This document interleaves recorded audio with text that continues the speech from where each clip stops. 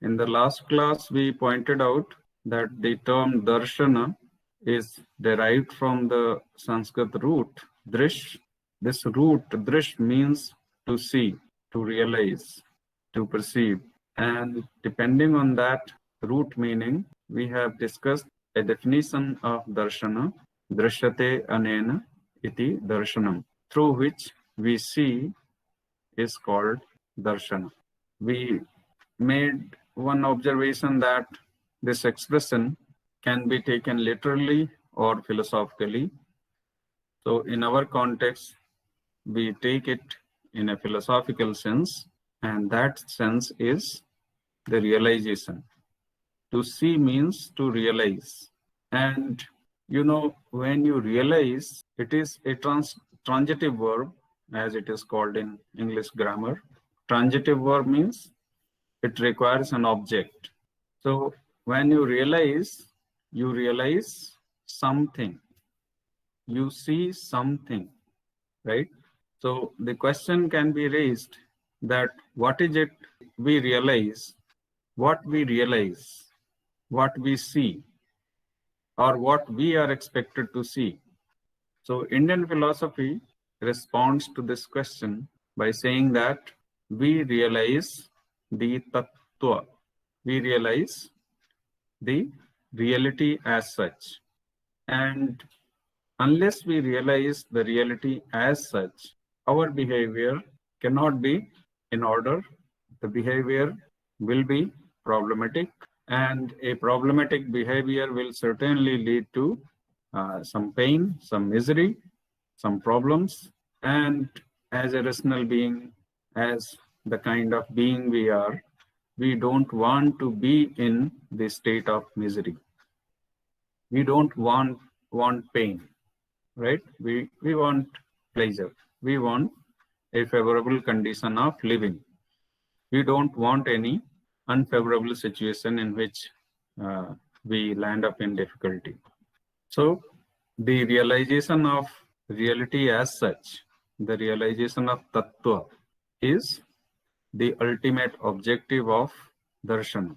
Darshana is to facilitate this very aspiration, this very attempt to see the reality as it is. So you may wonder that, yes, we see the reality and we see it correctly. There is no issue. So why we emphasize that we need to see the reality as it is? So you can just refer to your experiences where you see something, but then you fail to see it correctly. For example, you mistake someone to be someone. Someone is walking before you, and by gesture, by style of walking, the person appeared to you as your friend, and you approach from the behind and tap on the back of the person, and suddenly when the person turns around you see that you were mistaken, and you say sorry, etc. So consider this kind of situation where you mistake someone. You have some ground to consider that person as someone, but then that ground becomes a problematic ground, and therefore you fail to see what the person is as he or she is. Same thing is true with all cases where there are illusory experiences, where you have hallucination, etc. These are some very obvious examples where you consider that, yes, we fail to see what the things are. But now consider, do we think that our behavior towards the persons, the people around us, or the objects around us is acceptable, is good? Do you consider that the way you behave is a good way of behaving, or there is some problem, or there is some improvement which is expected? So your response could be that, yes, a lot more improvement is required in my behavior. Now, what is the basis of this claim, and where are you going to improve? We all know that our behavior is based on our understanding, our knowledge, the information which we receive, and our behavior is a response to whatever we know, the way we understand. And if our behavior is problematic, where we need to look for the improvement. अगर हमारा behavior problematic है और problematic होता है हरदम नहीं तो कुछ समय, कुछ लोगों का ज्यादातर समय, हमारे जो relationships हैं वो बड़े ही टेंशन में होते हैं, हमारा जो response है towards different people and towards different objects, that response is not a desirable kind of response. So where are we going to improve? What should be our approach? Certainly, the approach would be that we need to change our perspective. We need to change or modify the way we are looking at things.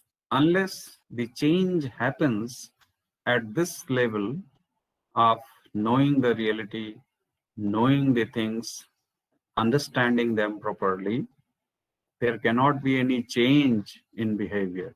Out of some pressure, maybe it could be a legal pressure, it could be a pressure of civility, it could be a pressure of any other social kind, we may behave in a desirable way, but that behavior would be simply artificial. It cannot be a natural behavior. It cannot be a spontaneous behavior. It will require a lot more effort to cope with the situation, right? These all are indications that we do not know the reality as such. We do not know the way reality is. And it is because of that, everything which is an outcome of that observation, that seeing, that realization, which is problematic, results into a kind of problematic response, problematic behavior. And therefore, Indian philosophers propose that we must try to see the reality in its proper way, the way reality is. Indian philosophy proposes a variety of viewpoint towards reality. In fact, the perspectives which are called Indian systems of philosophy are based on certain intuitions. And we will see what kind of intuitions they are. And if you look at the reality, what are the things in the reality? You broadly classify them into two categories. You are there in the reality and the things which are not you, only this much. And every system of philosophy, Indian philosophy, provides a vision towards these two things, right? It is darshana, it is vision, it is insight. So it gives insight. Each system of Indian philosophy gives insight towards what we are and what are the things surrounding us. So before going into different systems of Indian philosophy, let us see what is the source, what is the basic source which are foundational to the systems of Indian philosophy. All the systems of Indian philosophy are developed from a body of literature available in three languages basically, Sanskrit, Pali and Prakrit. मौलिक ग्रंथ इन तीन भाषाओं में उपलब्ध हैं. Now, what are those things which are available in these three languages? The Vedic literature, which is a foundation to a group of systems of Indian philosophy. The Pali Tripitakas, the Pali literature, which is also called Tripitakas. We will see what are those three baskets. Pitaka means basket.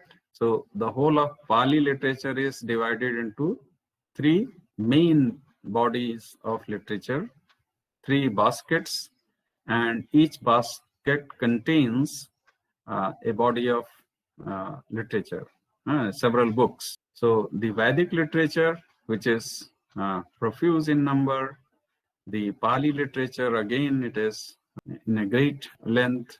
The Pali literature is the literature which is foundational to what we call Buddhism. आगे देखेंगे कि Sanskrit literature में भी बौद्ध दर्शन के ग्रंथ मिलते हैं, but the early Buddhism, what we call, or the initial Buddhism is documented in Pali language, and the whole of Pali literature is divided into three broad categories, and each of them are called Pitakas. Then we have another body of literature called Jain Agamas. Agamas are the texts which are traditionally transferred from one generation to another generation, right? Agama simply means that it is inherited through the tradition. Jainism जिसको कहते हैं, जिसको जैन दर्शन कहते हैं, उसके जितने ग्रंथ हैं वो प्राकृत भाषा में उपलब्ध हैं। आगे जैसे परंपरा बढ़ी तो वहां संस्कृत में भी बहुत सारे ग्रंथ लिखे गए। तो संस्कृत भाषा ऐसी है जिसमें जितनी परंपराएं भारत में विकसित हुई उन सब के ग्रंथ संस्कृत में लिखे गए, वो चाहे वैदिक परंपरा हो या बौद्ध परंपरा हो या जैन परंपरा हो या शैव परंपरा हो, जो आगे ये लिखा है शैव आगमस, जिसको शैव दर्शन कहते हैं।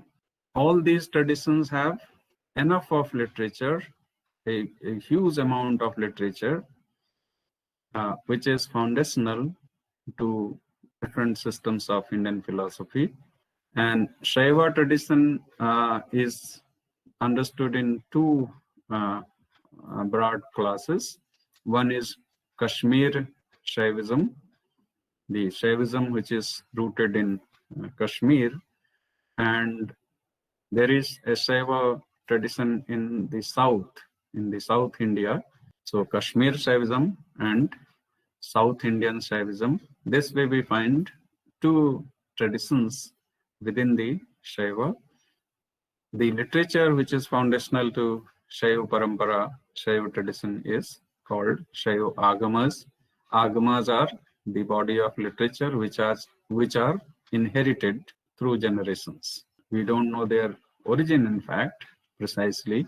So these are four broad systems of literature: the Vedic literature, the Pali literature, the Jain Agamas, and the Shaiva Agamas, where we find the Indian philosophical systems rooted. जब हम different systems of Indian philosophy discuss करते हैं तो ये बाकी जो इतनी बड़ी लिटरेचर है ये तो पूरी परंपरा को एक फाउंडेशन देती ही है। जो यूनिक सिस्टम्स जैसे न्याय फिलॉसफी जब डिस्कस करेंगे तो ये बात होगी कि न्याय philosophy is having Nyaya Sutra as its basic text, and Nyaya Sutra is composed by Rishi Gautam. Similarly, we have Kapil Muni who propounded Sankhya philosophy, Sankhya Darshana, and he wrote Sankhya Sutra. Similarly, Patanjali propounded the Yoga philosophy and he composed Yoga Sutra. Similarly, Mimamsa Sutra, Vedanta Sutra. So this way we find different systems of Indian philosophy having some very condensed form of text. So today I will briefly inform about the Vedic literature. Ved kya hai? What is called Veda is generally understood as the mantra part, mantra bhag, and what we call Brahman. Mantra Brahmanayoh Veda. जो मंत्र हैं और जो ब्राह्मण हैं वो वेद. The profoundness of Veda lies in this very fact that it is foundational to what we call knowledge as such. Ved का जो root word है वो है vid. It is not the knowledge of Hindus or the knowledge of any other sectarian kind of tradition. Veda is the knowledge of humanity. And the mistake which has taken place in the Western scholars, basically, they mistook it as a kind of religious text. And this has become so a dominating observation that all those who access to the Vedas through English or through any other language, they think that this is a religious text. It is not a religious text. VedicHeritage.gov.in. This website is developed by the Indira Gandhi National Center for the Arts, which comes under the Ministry of Culture, Government of India. And there you will have very interesting information, and all these pictures which you see moving, they all are associated with different rituals, etc. So here you can learn, and I'll request all of you to browse through different sections. So you have introduction, then you have Samhitas, Brahmanas, Aranyakas, Upanishads, the Vedangas, and this is the body of literature which is called the Vedic literature. So the Vedas are the mantra and Brahmanas.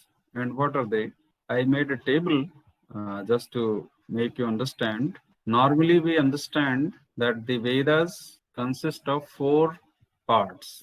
These are the 4 parts of the Vedas, what we call Samhitas, Brahmanas, Aranyakas, and Upanishads. Mind, Brahman is not here Brahman caste or other thing. Brahman is a body of literature within the Vedas. Samhita, Brahman, Aranyaka, and then Upanishads. These are 4 parts of the Vedas. There are 4 Vedas: Rig Veda, Sama Veda, Yajur Veda, and then Atharva Veda. And each of these Vedas have 4 parts: Samhita part, Brahman part, Aranyak part, and Upanishad part. Actually, when we say Vedas are mantra and Brahmana, Sanghita is basically mantra part, Richas. Richa ya mantra कह लीजिए. Samhitas are the Richas or the mantras, and they are the mantras for chanting, mantras for reciting at the time of the performance of different yajna जो करते हैं. So they are the basically the mantras. Samhita जो है वो मंत्र भाग हैं.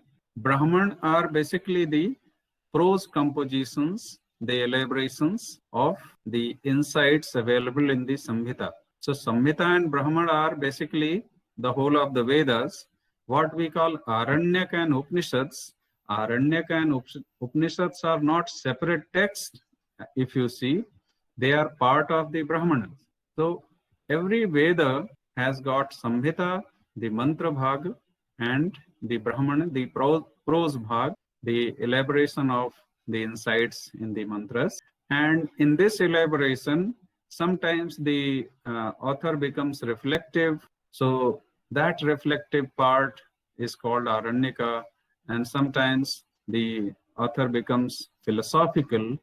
So that philosophical part is called Upanishad. आरण्यक और उपनिषद कोई अलग से चीज नहीं है, वो ब्राह्मण के ही भाग हैं, ब्राह्मण में ही हैं. उसी में से कोई कोई पार्ट इकट्ठा करके उसको आरण्यक किताब का नाम दे दिया, कुछ पार्ट को इकट्ठा करके उपनिषद कर दिया, right?